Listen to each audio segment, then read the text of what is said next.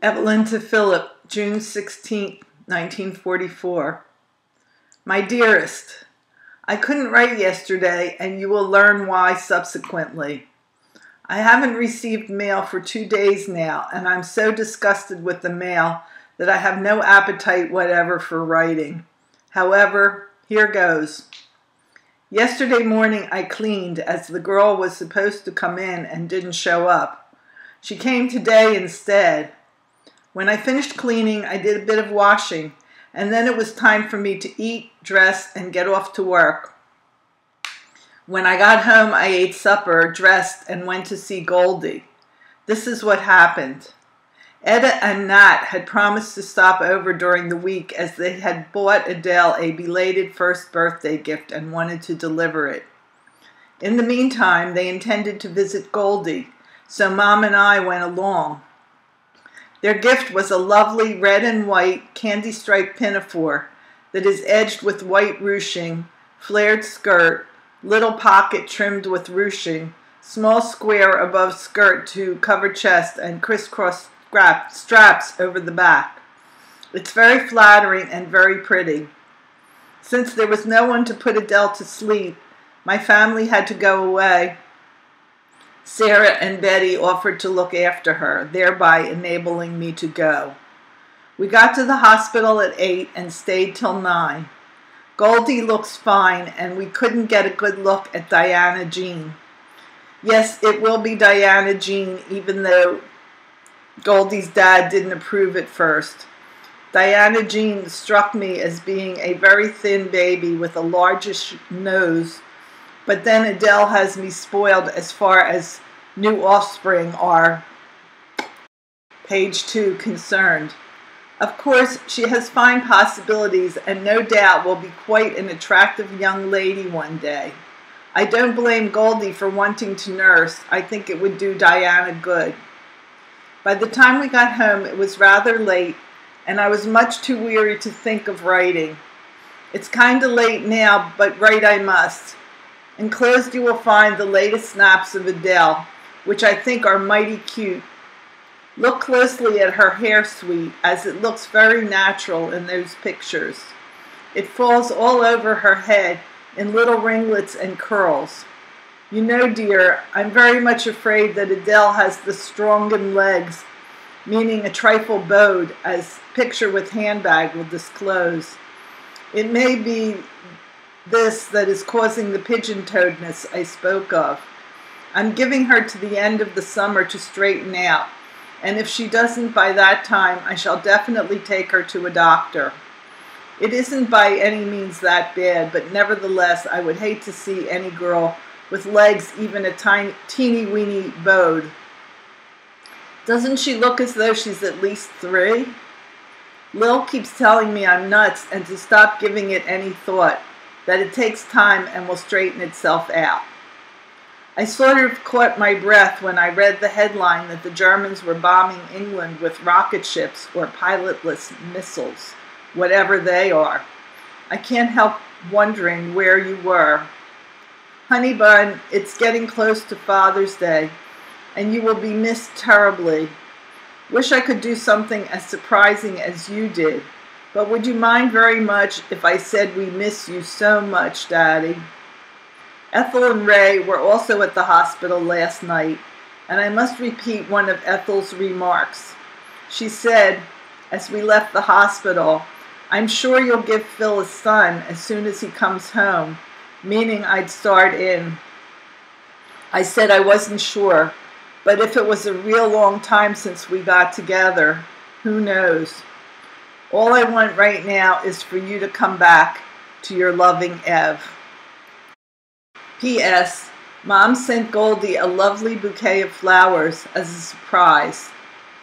Goldie's folks are coming here Sunday for the day, and the Wymans are coming over also for dinner. Sure do wish you could be here. Philip to Evelyn, 15 June 1944. p.m. Ev, darling, your V-mails of 6-7 June just arrived, and because I failed to answer the one of the 5th, arrived yesterday. I now have 3 of your letters to answer. Before I start, I want to say that the weather was lovely today, and not a single thing of interest took place all day. I'm wondering on what day you began to receive my mail again, and how many arrived at once. The weather you are having sounds screwy. A few weeks back you were talking about the heat. Now it's so cool you're wearing your suit to work. Hope you get the opportunity to accept Tante Basha's kind invitation to visit her at the shore. I'll bet the pumpkin will love it. Again, you mention her ability to jump rope. Seriously now, Mrs. Strongman, do you mean to sit there and try to convince me that my daughter actually does so? You can hardly blame me for appearing incredulous. After all, at last, your D-Day letter. And all you can think of is, when will it be over? What am I supposed to say to that, darling? Next week? Next month? I'm disappointed in you, sweet. I really am. I know the typically human, page 2, failing to think of oneself and one's dear ones first, and others later, if at all. I thought you could be more unselfish about the whole thing and be more concerned for the safety and welfare of the boys who are going into the thick of it than for your hubby, who is too darn safe for his own peace of mind in his present situation. I just can't get it out of my head that thousands of guys who have every bit as much right to peace and family and happiness as I will die in France and possibly all through Europe in order to make it possible for the rest of us to realize the dream common to all of us in the services. Believe me, darling, if I could save the life of just one man by spending an extra year over here, I would do it gladly. So you see, the date of my homecoming isn't so important when one thinks what worlds of suffering and dying must be accomplished before, and in order to make this happy ending possible. I'd rather you wept 1,000 tears for the fallen than that you breathe one sigh of relief or gladness prematurely on my account. Only then could I take pride in returning. I don't know how much you have thought about it, Chippy, but I feel very deeply about it, knowing as I do how similar are the hopes and aspirations of all soldiers, and realizing what of both dies with the man. In all conscience, I am not unduly morbid. I flatter myself my sense of values is more matured than yours. Therefore, my own, pay heed when I say, page 3, cheer our gallant fighting men. Rejoice with and for the liberated peoples. Applaud each and every victory, but only after you have taken sober cognizance of and breathed a prayer for the eternal comfort of those who fell to send the rest forward to that particular goal. Remember when you read in the papers that our casualties were light, that the dear ones of those light casualties would find it most difficult to subscribe to the spirit of such an assertion.